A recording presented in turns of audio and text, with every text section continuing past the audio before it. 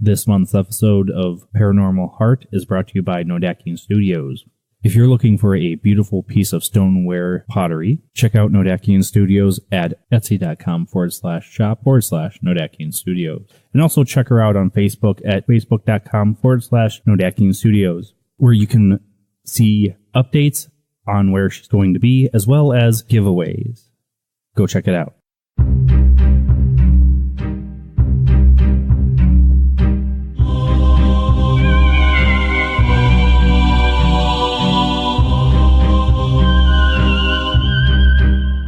Welcome to Paranormal Heart, a place where people can talk about their paranormal experiences.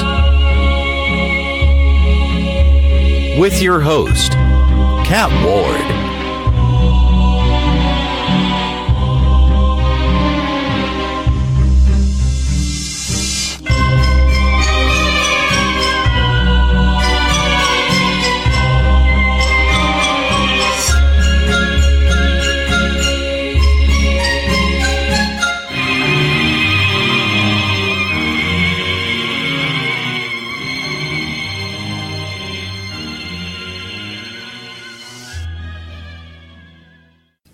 Welcome back, folks, to Paranormal Heart, your monthly paranormal podcast, where you can find me the last Sunday of every month on Podbean. I am darkwaters.com every Sunday at 6 p.m. Eastern, radioandpodcast.com, iTunes, Paranormal Radio, TuneIn, and Spotify. As some of you know, I mentioned that Boo and I would be announcing an exciting contest. The time's here, guys. Are you ready? To be entered, you simply send me an email at paranormalheart13@gmail.com and tell me you'd like to be entered. And also go on over to Podbean and click that follow button or my YouTube channel and subscribe. I'll enter your name into the draw. Simple as that. What's the prize, you ask? I don't have one, but two prizes. Up for grabs are two 30-minute readings via Skype or Facebook video with paranormal investigator, psychic medium, and TV personality as psychic consultant, Katie Turner.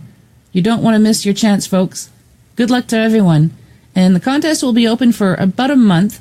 I'll announce the winners during the next episode. That will be out, March 24th. Folks, for episode 16, my guest has many talents. He's a folklorist, cryptozoologist, adventurer, actor, has had a play produced, an author of over a dozen books on various cryptids, as well as poetry.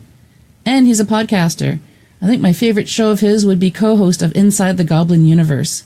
He's such a fascinating individual. Please help me welcome the crypto guru himself, Mr. Ronald Murphy. Hello, Ron, the crypto guru himself. Thank you so much for being on Paranormal Heart.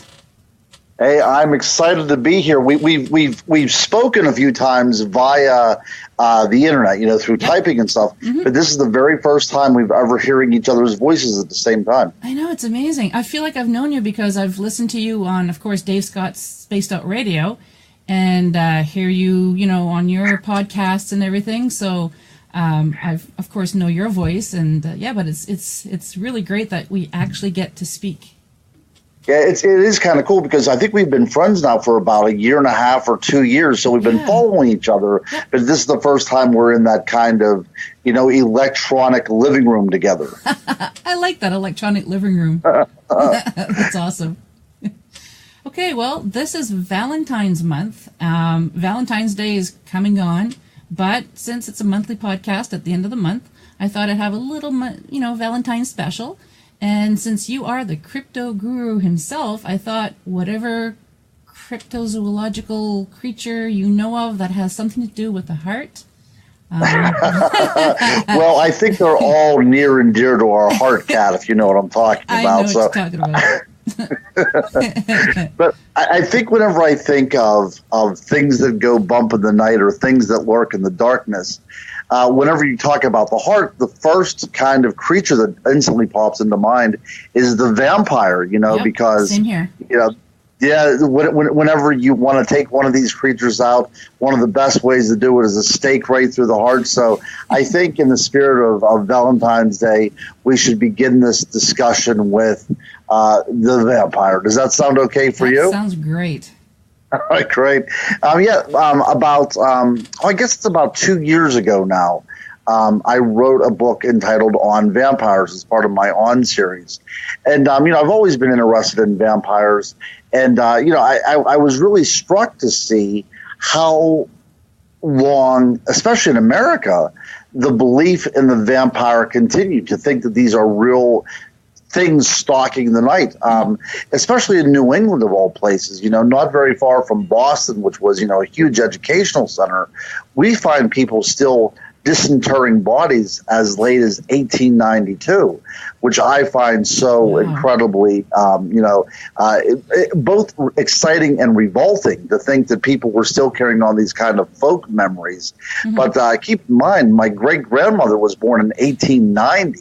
And, I was able to talk to her. So, she was a 2-year-old child when this kind of stuff was going on. So this is not ancient history. Mm-hmm. When we think about the Middle Ages and we think about the Renaissance, you think, well, these are unscientific times. We're talking about a time whenever they were already playing professional baseball for about 30 years before this, to put everything into perspective. But, there was a tuberculosis outbreak. Mm-hmm. And, at the time they called tuberculosis consumption because it appeared as if something was actually feeding off the living body until the body just simply withered away and died. And sometimes there's some blood around, people coughing up blood and such, because it does affect the lungs. Well, there's one incident in Exeter, Rhode Island, which is probably the most famous one, whenever a family was starting to be taken out one by tuberculosis. The mother passed away, the daughter had passed away, and it was part of the imagination at the time that there must be something feeding upon the family. So like any good father who was protective of his family, he went out with a group of neighbors, shovels in hand, and started to dig up the deceased family members. Now, they dug up the wife, and there seemed to be no problem. But whenever they dug up the daughter who had recently passed, Mercy Brown was her name, they discovered that she did have some blood, some evidence that she might still be alive in some way, one of the undead, if you will. Mm-hmm. And they thought that this is definitely the vampire that was preying upon the family. So they tore out her heart. They burnt it over fire until it turned to ash. They took the ash and put it into water, and then the father gave it to his son to ingest, hoping that this would indeed cure him of the elements of the vampire. Mm-hmm. The son died, not too long afterwards. But this happened in 1892, and this story hit the imagination so hard that our friend Bram Stoker may indeed have patterned a couple of his characters, like Mina Harker, off of Mercy Brown, because it stuck so much into to the media at the time. Wow, it's fascinating. Yes. So keep in mind, though, that the idea of the heart, whenever you're dealing with that, it's a good thing nobody's burning hearts anymore or things like that. But 1892, which I find, amazing. Now, if we would look to Eastern Europe, I mean, there's still times when people have disinterred bodies as late as 2007. Now, keep in mind, these are the ones that are reported. There's probably a lot of things happening, off the periphery in the very rural areas that nobody hears about. But that's still a very strong folk belief in many places around the world to this very day. I didn't know that. Oh, yeah? And now I also wrote a book entitled on Dogman, tracking the werewolves of history. And what is interesting about the werewolf is the original celebration around Valentine's Day, before it was usurped by the Catholic Church, whenever it was still a Roman pagan holiday. This was a time whenever there was to believe to be, this is whenever animals start mating in February. This is the time for love. This is the time when Pomona was celebrated, the goddess of the orchard coming back to life and everything. And they had an elaborate celebration that was very sexually infused, but it also had the remnants of the belief in the werewolf, because there was dog sacrifice during this time. So isn't it better now that people get chocolates and flowers instead of sacrificing puppies? Yes. I think we have come a long way, Kat. Yeah, I'd like to think so. Oh, yes. And go ahead. I was going to say it's a fascinating way. I have such a passion for the paranormal, and not only a passion for the paranormal, but the history of the way it defines certain generations and the way it evolves with people. That's really why I have such an enthusiasm for the paranormal, because it's never static. Yeah, the paranormal's always fascinated me as well, and that's why I call the show Paranormal Heart, because one thing is, I love the paranormal. And so people who have encounters who are afraid to tell people, this is a non-judgmental show. You want to tell me your encounters, I'm going to believe you. Sure. I'm caring, and, I want to hear stories. So, Let me interview you for a second. So what started you out on this road to paranormal discovery? What was your linchpin that caused you to, take this up as your aegis, you're seeking your holy grail? What was that turning point for you? Between the ages of roughly about 5 and 12, excuse me, my parents and I lived in this apartment building, and it was a really, really old building, where the furnace in the basement, it used to be a coal furnace. So that's a very old building if it's heated by coal. And then they switched it over to electric heat years later. Very creepy building. My room the creepiest, of course. I had a big walk-in closet, and to this day, my memories are haunted by this man that lived in my closet. And over the years, I found out that he's referred to as the Hat Man. But the guy that I used to see was short. He was about 4 feet tall. Apparently there are a few sightings of the shorter version, but they're usually taller. And after we moved away from that apartment building, and it's since been torn down, never saw him again, but for a few years, I saw him all the time. And my father used to tell me, there's nothing at night than there is during the daytime. And that was probably a mistake, because I looked at him and said, you mean he exists in the daytime too? And I was afraid of the daytime for a while. There's no way to get rid of this kind of No. Yeah, No. As I research ghosts, I find out that these kind of archetypical figures of these shadow people sometimes are known to wear hats. Mm-hmm. Yeah, no features. He was just a shadow, hat. I don't know if it's a cloak or if it was a trench coat or something. Never seemed to pay attention to me. I never moved. And then just as I got older, hearing ghosts, but I was never really afraid. As I got older, I kind of learned to accept it and didn't talk to my friends much about it, because nobody else saw or heard or had experiences, or at least they never admitted it. And just growing up, I just always seemed to be sensitive towards the paranormal, and it's always fascinated me. The thing that fascinates me the most is throughout time, it doesn't matter the nationality, the culture, everybody has a ghost story. And to me, that brings us together as humans. Like, why has everyone on every continent, why do we all have these stories, whether they're ghosts, cryptozoological animals, UFOs, whatever? Everyone is having the same experiences around the world. Right. Yeah, I'm glad you brought that point up, because that's one of the things that really fascinates me. Looking at this from an archetypical point of view and looking at the sociology and the psychology of this, every culture around the world have these kind of creatures present within their belief system.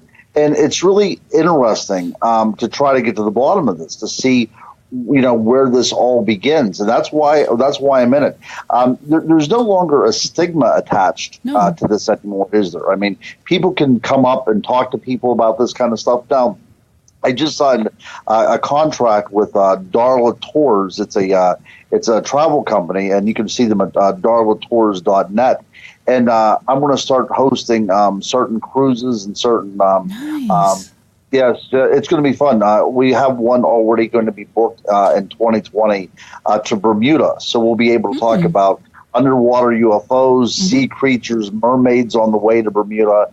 And I was an actor at one time in my life, and I actually got to act professionally in the play The Tempest. So we'll go around Bermuda and look at some of the fascinating hot spots that Shakespeare found so mythical throughout the land. Very specifically focused on the fairy realm, if you will. Mm-hmm. And then on the way back, we'll talk about our experiences. But I'm looking forward to this. That's the reason why I'm glad that it's so out in the open, because people aren't snickering anymore at you or laughing at you anymore. They want to follow you on your journey. So I'm hoping to do a tour of New Orleans and looking at ghosts and voodoo and vampires there, as well as I talked about the Mercy Brown incident. I would love to take people on a tour up in New England and visit these grave sites. So if you're interested in doing anything with me like that, your listeners, feel free to go to darlatours.net. You can reach me on there if you want to reach me or leave any kind of ideas. But that's going to all be starting up, here very, very shortly. And I hope to have a lot of you listeners come along with me. It would be very exciting. That is that would be a type of cruise that I would love to go on. Yeah, I'm so excited about really getting started on this kind of stuff and jumping in with both feet. I'm also a fan of, Arthurian legend, and to be able to do a tour of King Arthur and to look at some of the sacred spaces in England like Glastonbury and Stonehenge. It really kind of elucidates the paranormal whenever you get to visit these particular sites. You see what it's like, and I'm sure that you've visited sites before, and it really changes your outlook on things whenever you can be in the presence of these places. Yep, it does. I haven't been to very well-known places like Stonehenge. Someday I hope to. Yes. Yeah, I remember seeing Loch Ness for the first time, and I was in my 20s whenever I went on an expedition there. And it was one of those things that was so awe-inspiring, but it does put things into perspective. I mean, this is not a very a huge body of water. I mean, you can see the other side. It's not like oceanic, mind you, but it's very deep, and it could conceivably hold something, but it really does kind of kick into that scientific part of your brain about, what can actually take place here? How can things be undetected if these are air-breathing animals or if they come up on shore to breed or whatever? So, yeah, whenever you visit these places, it really does make an impact on you. So, like I said, whenever I was offered the chance to jump in, I immediately did. That's awesome. What do you think Nessie is? The most recent book that I wrote on my On series is entitled On Aquatic Monsters of the Great Lakes, and that's just been out since about September, not very long. And the Loch Ness, Lake Champlain, that borders Vermont and New York, I guess bits of Canada as well too, if I'm not mistaken. No, it's Canada and Vermont, right? I think it's solely in those two places. But I've been there, and it's a massive lake as well too, much larger than Loch Ness. Yeah. But the Great Lakes, they were all created around the same time, about 14,000 years ago, at the time of the last glacial event. So these waters, even though they're separated by a world apart, share a very deep, geological history.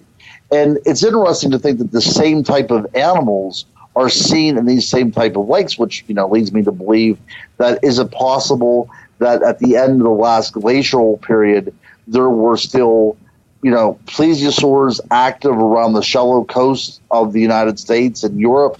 And whenever these kind of seaways broke open, allowing all the seawater to rush in, that some of these animals go in there, eventually get trapped, and then it start adapting to these very deep, cold water lakes. And I think it's very possible that did happen. I also examined the possibility that there might be some sort of seal that was able to evolve in some of the Great Lakes. We know that the Lake Baikal seal does exist. It's the only seal native to fresh water. But it's possible that there are seals that have made their way into the Great Lakes. They definitely make their way into Loch Ness, as well as dolphins too, and that's a freshwater lake. So, and also sharks.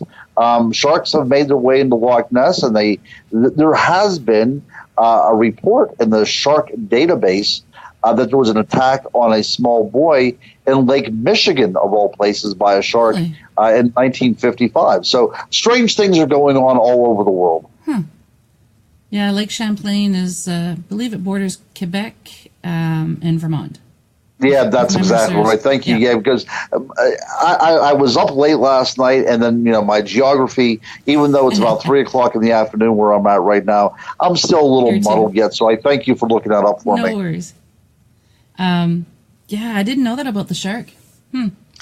Yeah, well, is it possible that it was a shark? Even though people maintain that it was a shark, and the first responders on the scene said that it was a shark attack. I'm thinking that it might have been a misidentified pike or a misidentified muskie or some animal like that. To think that it was a shark, I mean, you're really putting yourself out there. Although bull sharks are known to be able to physiologically adapt quite quickly from salt water to fresh water, and bull sharks have been seen as far north as Alton, Illinois. So it's very possible that a shark has made its way up the Mississippi River and entered the Great Lakes that way, or possibly went through the St. Lawrence Seaway and entered the lakes that way. But yeah, I mean, 1955, a shark was attacked. Now, people have reported seeing great white sharks in Lake Michigan, and we know that great white sharks don't do well in captivity. I mean, there's no great white shark in captivity because they don't live very long. They're not meant for that kind of environment. But, people are still reporting seeing sharks in the Great Lakes. But people are also reporting seeing plesiosaurs and giant turtles and, a plethora of other sort of cryptid creatures. So, but if you go, and I was lucky enough to actually do a flyover of a lot of these Great Lakes while I was writing my book. And these are desolate areas. There's plenty of places for a creature to hide. It's not like the ocean. We don't have massive amounts of building right up onto the beaches of these lakes. Most of these places are pretty solitary, and there's a lot of solitude. And not only are the Great Lakes very oceanic in its appearance and its physical makeup, there's also about 35,000 islands within the Great Lakes system for plenty of more places for these creatures to hide. And on those islands, there are many lakes on those. So think about all these places to hide. It exponentially increases the chances to have an elusive creature still existing in the 21st century on the Great Lakes. No kidding. I'm originally from the east coast of Canada, and you would think that the waters there would be too cold for sharks, but they've been known to have sharks in the Bay of Fundy, the ocean. It's just, it's wild. And I just recently found out, we were watching a documentary, and it was, Alaskan sharks. I didn't even know they could be up that far north. Yeah. Wow. Yeah. Well, they have the Greenland shark that exists, you find it swimming underneath ice. Mm-hmm. So these shark species, they're very, very peculiar animals. Mm-hmm. Very much so. Yeah. So are you from New Brunswick then? Yes, I am. Well, see, one of my favorite places on earth is Maine. I love Maine. Mm-hmm. And if you go up to Lubec, the last point in the United States, as far as you can go before you hit New Brunswick, mm-hmm. That's right along that. It gets that same type of tidal flow as the Bay of Fundy that you mentioned. Mm-hmm. And it's really one of my places. This is a very wild place, isn't it? I mean, it's not very hospitable to human beings. It's beautiful to look at, but really, this is a raw nature up in that area. Yes. Yeah. Yeah. But there's reports of Bigfoot up in that area. Yep. One of the reasons why I went up there. I mean, there's plenty of places, again, for something that is elusive and want to stay hidden in places like Maine and New Brunswick with no problem at all. Mm-hmm. Yeah, there's been a few sightings of Bigfoot in New Brunswick, some in Quebec, some in Ontario. Right now I'm in the Ottawa Valley, and not too far from here, Algonquin Park area, there's been Bigfoot sightings. Excuse me. I was living in Alberta for a few years, and there's lots of sightings in Alberta. It's just amazing. Right. And the interesting thing about this with the sightings, in order for you to have a sighting, you have to cross the paths of one of these creatures. Mm-hmm. And there's a lot of places that people don't understand in the United States and Canada where, you could live for quite a while without anybody crossing your path. Yep. We're still living in a world that's pretty wild in certain places. Mm-hmm. For sure. I remember... Maine, for instance, is the least populated state east of the Mississippi River. I mean, and it's got heavily forested area. And I know I do a lot of investigations in the Dogman legend. And whenever you look at places like Michigan and Wisconsin and, Minnesota, there's a lot of very wild forest area up there where things could indeed remain hidden. So whenever people think that we found everything possible to find, I think that kind of puts us in our place. We have this kind of human hubris to us to think that we know everything, but we don't. I mean, there's plenty of things still out there to be found. Well, I get some people, I've never had a Bigfoot encounter, and I frankly don't want one after hearing so many other encounters, but I get so many people say, well, we've never seen one. How do we know for sure? And, I've been out in the woods so many times and I've never seen one. Well, you've probably never seen a bear out in the woods either, but they're there. Right, that's right. How many times are you going to actually encounter wildlife while you're in the woods? They're there, but you might not see them. Yeah, that's a great point. I have never seen a bear with my eyes either. I've come across tracks, but I've never seen one. And there's also bobcats around here. I've never seen a bobcat. I've only seen a very, very precious few coyote. And I'm in the woods a lot. When we think about bear in my state of Pennsylvania, we probably have about 2 million bear in the state, and I've never seen one. But they're out there. We know that they're out there, doing their little bear thing every day. We just don't, cross paths with them. And these are wild animals, and they're capable of staying hidden if they want to. And you think about a character like Bigfoot that might be a self-aware character, and it would be easily adapted to keep far away from humanity. For sure. I've seen a few bear here in the area that I'm at, thankfully from a distance. Never want to encounter one face-to-face. Yeah, that's right. A moose either. I've never seen a moose. Oh, really? I'm sure that you probably have. Yeah, I have. I haven't seen any in Ontario, but when I was living in New Brunswick, I used to see moose all the time on the highway. It got to the point where the New Brunswick government many years ago had to put chain link fence along the highway to keep deer and moose off of the highway because it was causing too many accidents. Wow, yeah. I can imagine what it would do to your car if you accidentally hit a moose. We have a family friend who was driving on the highway several years ago, and at the time he was a smoker, and he said it was the only time that I was thankful that I was a smoker because he leaned down to grab the lighter in his vehicle to light a cigarette, and he hit a moose, and it caved in the top of his car, and he says, had I been sitting upright, it would have killed me.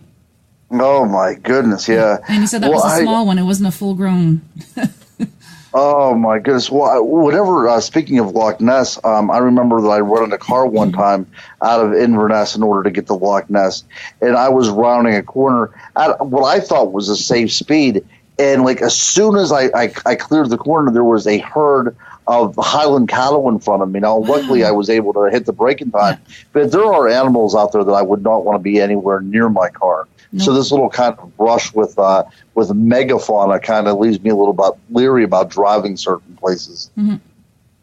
When we were in Alberta, we were driving through Jasper National Park, and all of a sudden, all the traffic stopped because there's a bear just sauntering on the highway, just doing his own thing, and just minding his own business, and everyone's just giving him a wide berth. It's like, okay, you can go where you want. Everyone stayed in their vehicles, but yeah, it was just wild, the actual wildlife you could see in Jasper Park.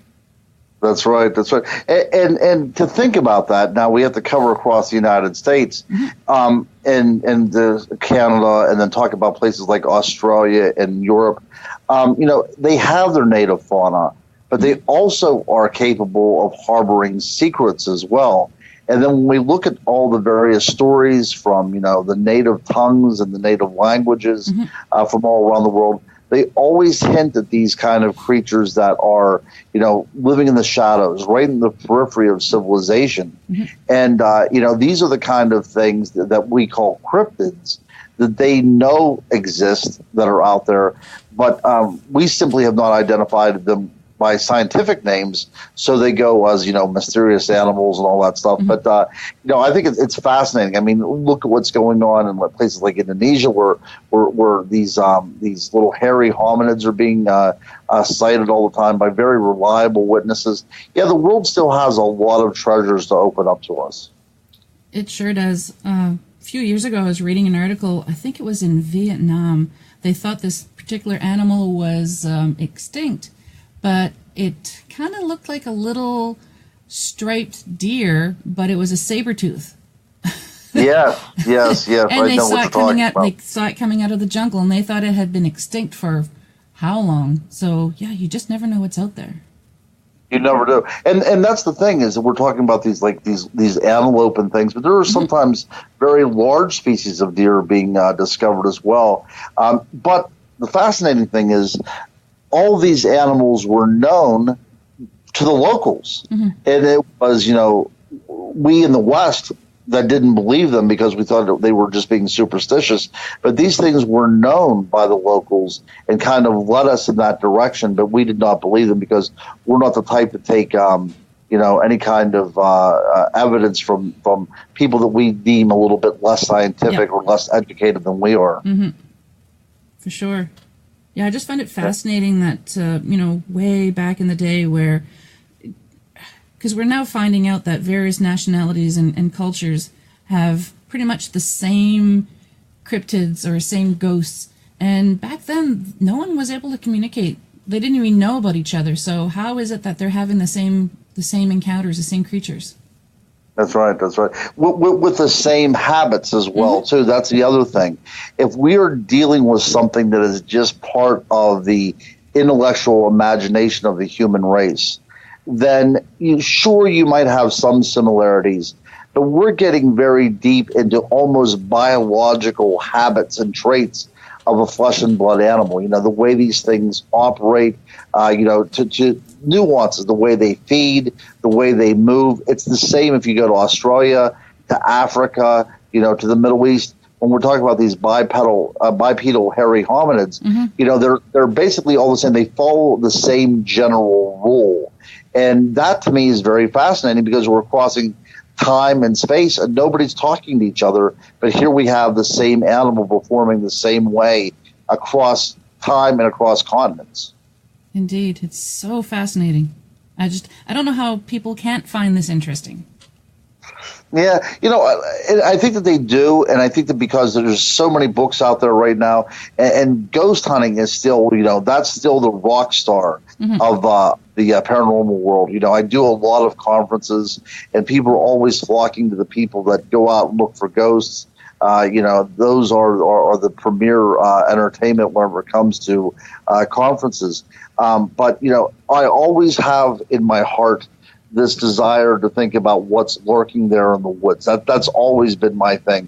But as far as ghosts, to me, it's not been one of those quests that has overtaken me because I firmly believe that there are ghosts out there. I don't require any more proof in what I already empirically know, if that makes any sense to you. Makes total sense. I don't have to go out there searching and asking questions and things. I simply know they exist. I think it's probably from my own experiences, from my faith background, and just a lot of different things. But yeah, ghosts are to me anymore have become rather boring. The search for ghosts to me, it seems very frivolous. Now I do like looking for ghosts in historical places because it kind of fleshes out the history of these places. It kind of brings the past to life.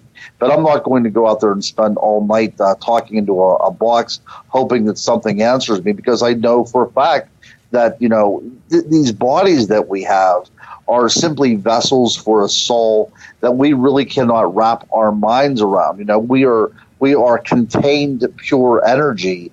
And once this body falls away, that energy is still very much alive. And it has to go on someplace. It exists someplace else. Agreed. And I guess that is a question in and of itself, but it doesn't fascinate me as much as looking for Bigfoot. Yeah, when people find out that I'm an investigator, they say, oh, "You're not afraid?" It's like, well, I never said that. Or they'll say, you're trying to convince me that these creatures exist. And I said, well, I'm not trying to convince you about anything. I know what I've seen. I know what I've experienced, and I'm not trying to convince you. That's right. And we're both on our search, though, right? I mean, when we talk about anything, we're all on our very personal journey. So people that are listening to you right now, people that read my book, people that go out on their own or watch TV programs about this stuff, they're all trying to make their own conclusion about what's going on. But I think at the end of the day, all these kind of creatures, all these kind of paranormal phenomenon, we're left with a question mark. And that's healthy for us. That kind of puts us in our place because it tells us that we can simply not wrap our mind around everything that's out there. Mm. I think now I'm at the stage where I don't need to go and get the evidence and listen to a voice recorder and find out. I want to know, because I know that exists. I want to know where are these voices coming from? What are they exactly? That's the next step for me. That's right. Well, what also is very interesting, and I'm glad you brought up that point, is when we talk about ghosts or UFOs or cryptids, it seems like we have a kind of a shared gray area where all these things kind of overlap. And that, to me, is becoming very interesting as well, too, that it seems like, we're not as far apart from each other if I'm a cryptid investigator and you're a ufologist or you're a ghost hunter. We all have this kind of shared interest in the paranormal, but it seems that if all these kind of phenomena are coming or deriving from some centralized source, and that's very fascinating to me. I mean, I've spoken to people that have been on ghost hunts and have photographed things that look like gray aliens. Have you ever seen anything like that before? No, I haven't. Yeah, a few times. I first came in contact with something like this about 5 years ago when somebody was doing a ghost hunt. And they took a picture of what looked exactly like a gray alien in some sort of abandoned mill someplace. I believe it was in Ohio. And then recently somebody up in Canada took a picture of what appears to be a gray alien looking around the jamb of a door in a supposedly haunted location.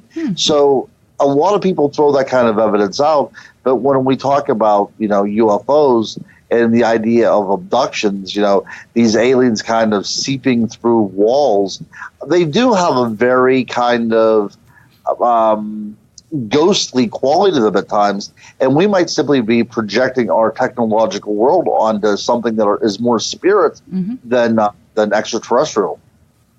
I've heard some people believe that ghosts are simply us in the future trying to communicate with us. And I thought that was a really interesting perspective. It is an interesting perspective. It sure is. And I've heard that as well, too. And I keep an open mind. I most certainly do. But I think it's whenever you become involved with communication with a loved one after death, that is really kind of what was my turning point. I was very close to my grandmother. She had polio, so you can imagine a child that was growing up in the 1920s, the kind of surgery that she had to go through. So part of her foot had to be amputated, and in her later life, she was confined to a wheelchair. But I was in college, and I woke up in the middle of the night, and I knew something was wrong. And then, within 10 minutes, the phone rang, and my roommate brought me the phone, and I knew that my grandmother had passed. I just knew it because I could feel something in me leave. Something very tangible was torn from me. And then, I was, very upset about her passing. I was extremely close with her. And then one day, I will say that she had visited me. It was a bright white light that was filling my room, and she simply walked out of the light, which is very interesting because, like I said, she was confined to a wheelchair, but here she was walking to me, and she said, "You don't have to be afraid of death. It's just like entering another room." And then she didn't really disappear. She was more or less just absorbed by the light, and I found myself that I was sitting up in bed with the morning light shining into my face. Now, a lot of people could say that this was a psychological wish fulfillment, that this was just a way of me placating my desires to make sure that my grandmother was okay or that I was okay. But I tell you that this was a very real experience that I had. So my idea that ghosts exist is really not a question of faith. It's just a question of belief. Agreed. My mother had a similar experience with her grandfather. They were very, very close, and he was in the hospital. And she woke up and told her parents, pépère, which is French for grandfather, said, he passed on. And my parents are like, no, he's in the hospital, go back to bed. And then the phone rang, and it was the hospital saying that he had passed on. And he had gone to tell her, I've moved on, I wanted to say my goodbyes, So then the family just kind of looked at my mother like, what? She was just a young girl at the time. No, I've heard stories. I mean, not only do I have a personal story, and you have a personal story, but so many other people have these same exact personal stories. There's something more to it than meets the eye, Yep. And that really kind of says how connected we are as humanity, doesn't it? I mean, we fight our wars and we battle with each other, but in the end, we're all made up of this kind of cosmic energy that binds everybody together. Mm-hmm. For sure. Just, no, go ahead. I wish people were thinking that way. Yeah. Yeah, it just fascinates me because I want to hear everyone's story. Well, that's why you have your podcast. That's why we do it. Exactly. That's why we appear on these podcasts and why people listen, because they want to share their story, and sometimes it's vicariously through somebody else, because they don't want to personally to speak it, but everybody's telling the same story time and time again, and that kind of all links us together. Yep, and I firmly believe that talking about it, like if you don't necessarily tell your family and friends, but when you're hearing other people's encounters on other shows, then it starts making people feel that, well, maybe I'm not so far out, maybe I am normal, because other people are encountering the same things that I am. And yeah, that's right.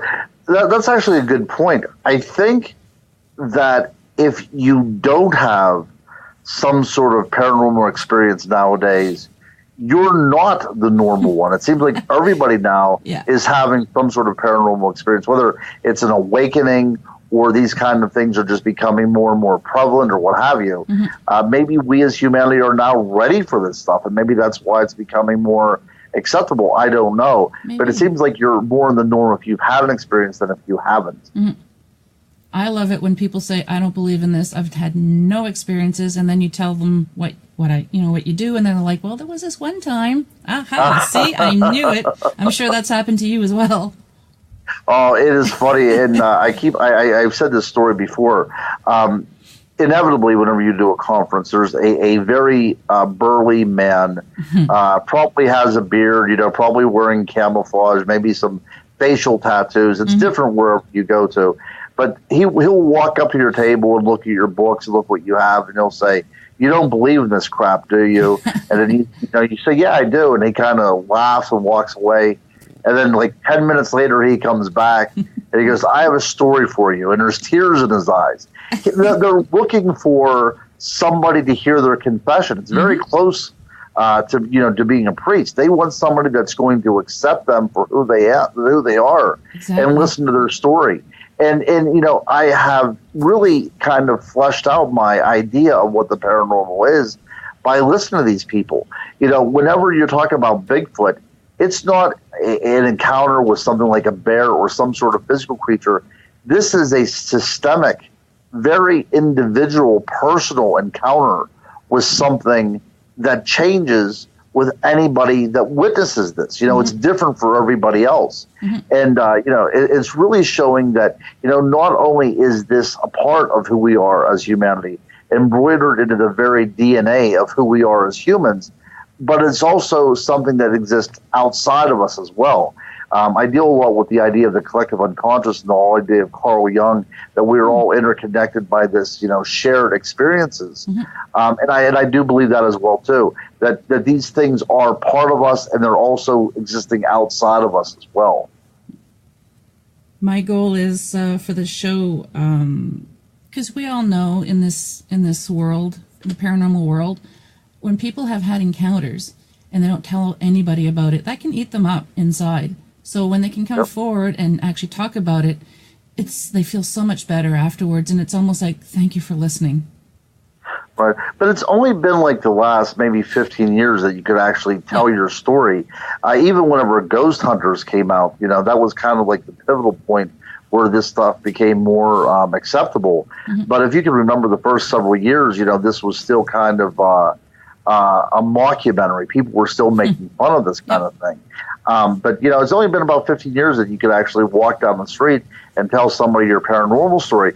Now, I will tell you this: I'm a teacher in my other life, and I was told by the faculty that it's better that you do not tell people what you do, and I never did tell anybody what I did. But it's very cool whenever I'm exchanging children, getting a child in the car, putting them back in the car, what have you, and the parent says, I saw that you wrote a new book, because they're interested and they're doing this stuff on their own, Yeah. And it's awesome. It's a great compliment whenever that happens. That's amazing. Yeah. Now, you've written more than a dozen books. I'm just wondering, is there a subject that you haven't really approached yet that you'd like to investigate and perhaps write about later on? Yeah, right now with our friend Brian Bowden, he's a UFO guy. I've never been one of these people that have been into the idea of UFOs. They always seem very technological to me, and it seems like it's almost out of my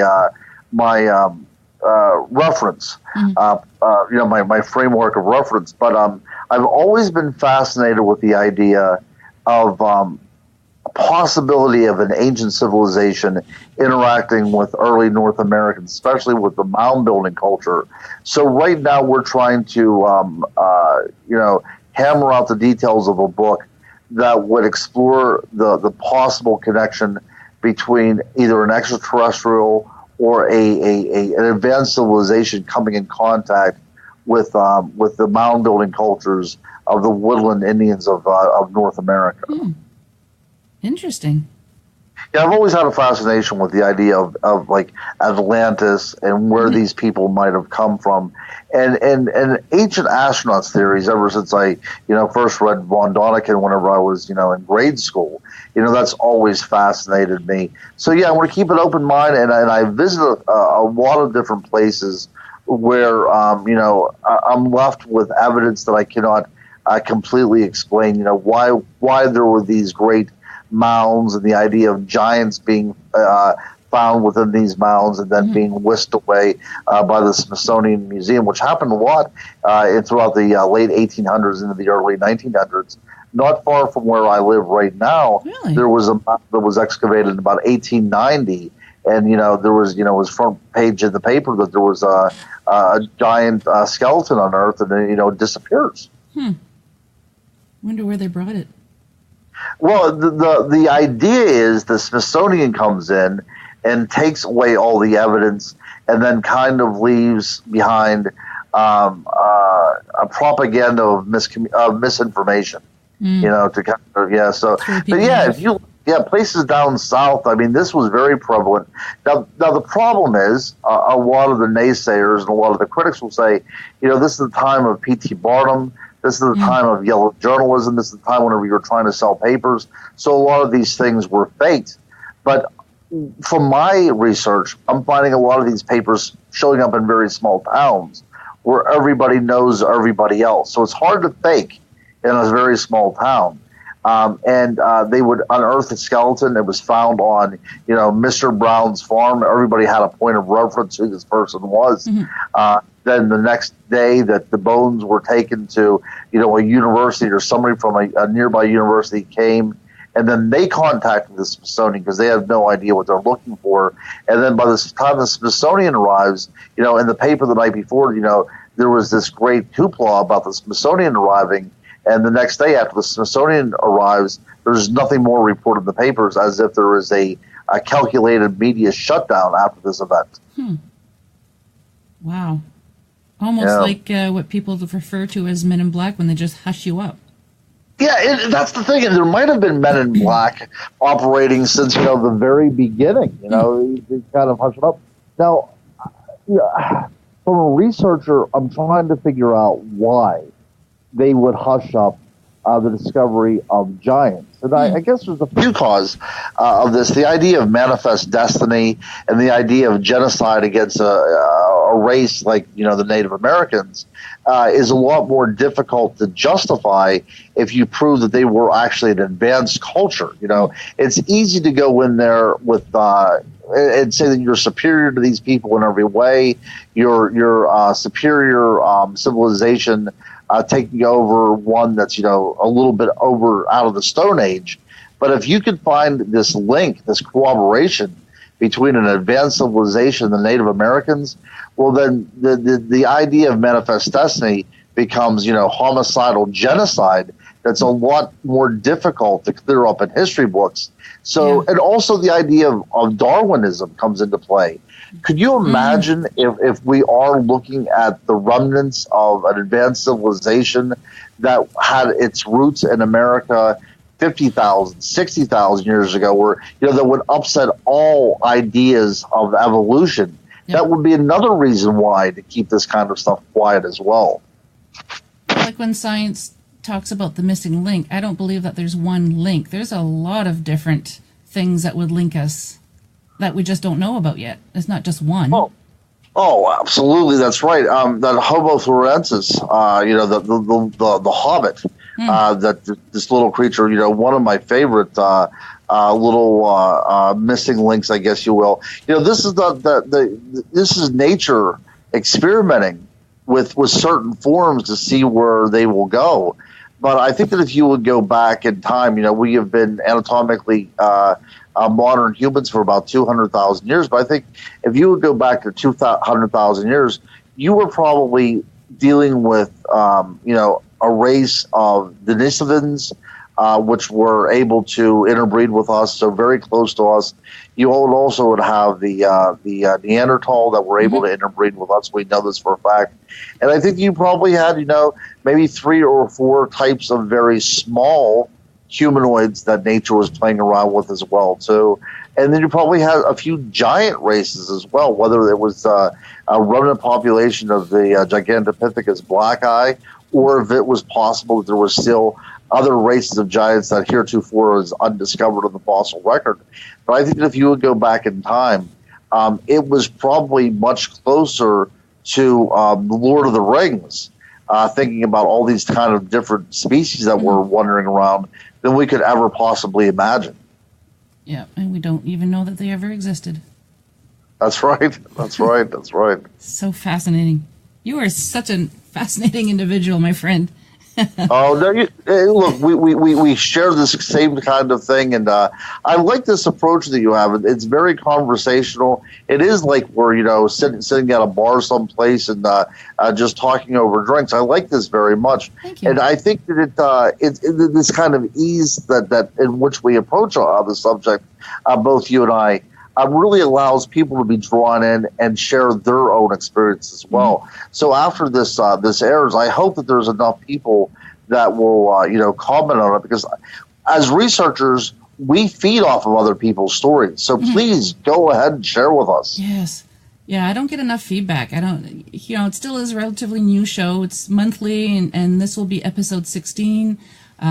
So we're still getting out there, but yeah, I'm starting to get more and more people commenting, but yeah, we just want to hear people's inputs. That's right. Yeah. Whenever I do any kind of thing with my show inside the Goblin universe, I don't care if they write and say you suck. I just want to hear feedback. That's the thing, is I want to know that there's another human being out there that has taken the time to listen to what I had to say. Yep. Yeah, my first couple of episodes, I had a couple of, quite a few negative comments, and I didn't get upset. I'm thinking, hey, you listened, and you gave me your feedback. Thank you.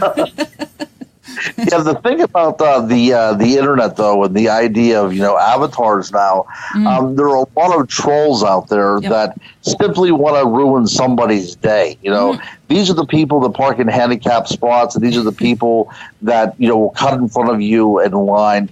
These people are just nasty people, and then you give them a computer, and they can stay anonymous. They can write whatever they want. That's fine. I've dealt with that. You've dealt with that. But, if you're going to be sitting there listening to the show and you listen to a complete hour of what I have to say, and then you tell me at the end of it I suck, great. Let's form some sort of creative criticism over this then. Yeah, I did my job. You listen to me. That's right. And we could be professional athletes and go out there and suck every week and lose all the time and still be getting paid big money. At least we're not getting paid big money. Right. Yeah. So for your acting, go ahead. It's a labor of love. It's a labor of love, isn't it? I mean, sure think is. about this. The amount of work that we have to do an interview, if you did not love it, you wouldn't do it. Exactly. Yeah. Yeah. I just lost my train of thought. I know you were saying something. I cut you off. I apologize. No worries. No, I was just wondering, for your acting career, do you plan on doing anything anytime soon? Oh man, I would love to. I got divorced not too long ago, and I have 5 children, so they have been more or less, my entire life. Yeah. And there's going to be a healing process that's going to go on, and I'm okay with that. But acting takes a lot of time. I was one of those people that I never acted until I was, later in life, and my little guy got a part as playing a bear in Alice in Wonderland at the local community theater. And I thought, I would like to try that out sometime. And I did it, and I really enjoyed it.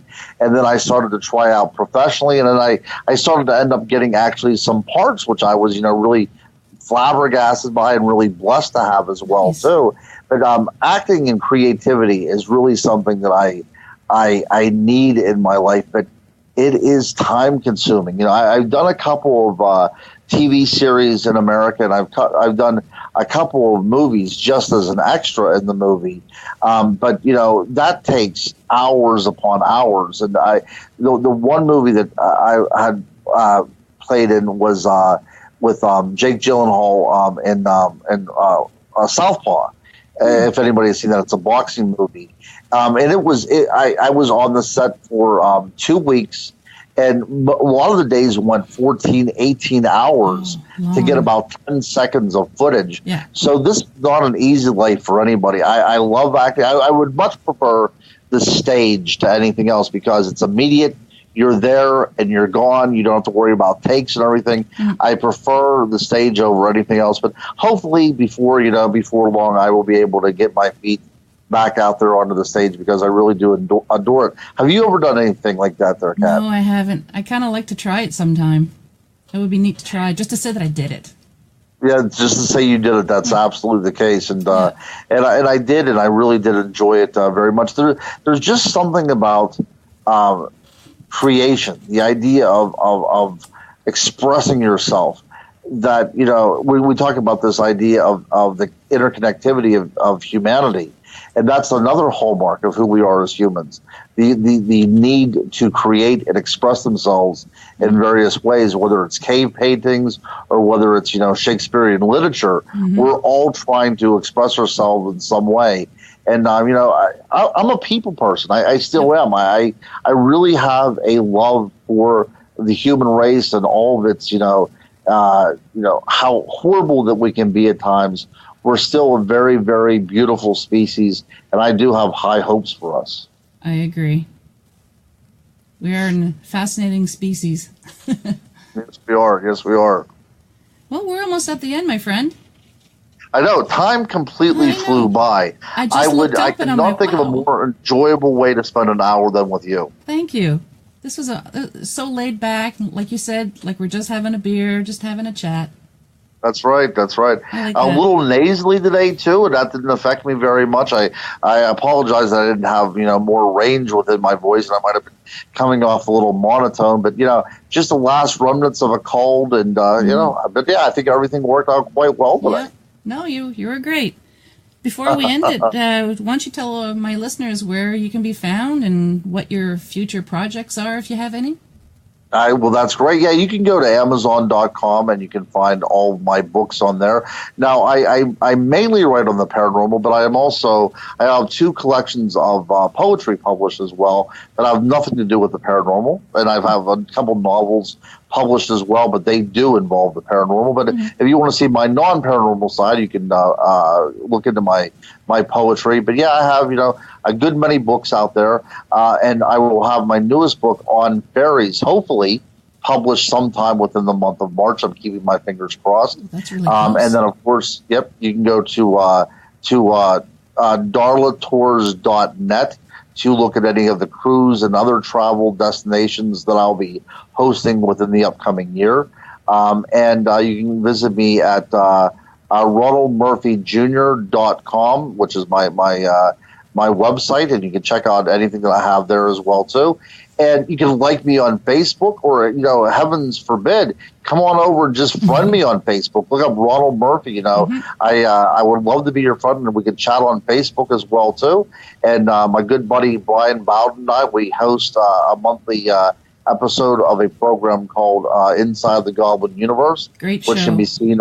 Oh, I appreciate that. I love it. That can be found on YouTube right now. So yeah, I mean, I'm out there doing things. I also teach as well. So yeah, a lot of things going on. But Kat, it's been a complete pleasure to be on here with you. It's been my great pleasure. Thank you so much. And I'll be adding the links to the show notes, so if people don't have to hurry up and write down what you just said, the links will be up, like I said, on the show notes, so they can just click on things. And I cannot wait to promote this whenever it's out. Thank you so much. And everybody, don't forget about the contest. Email me at paranormalheart13@gmail.com, like I said in the beginning, and I can give you more details. Thanks again, Ron. Thank you very much, Kat. We'll talk to you soon. Of course.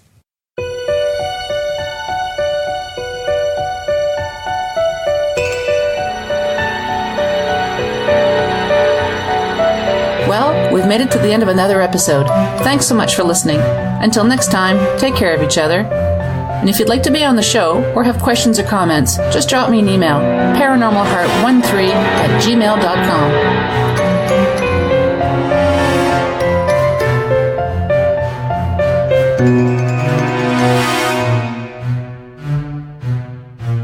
Paranormal Heart would like to extend a special thank you to PurplePlanet.com for supplying the music for the show. The views and opinions expressed on Paranormal Heart are those of the host and participants.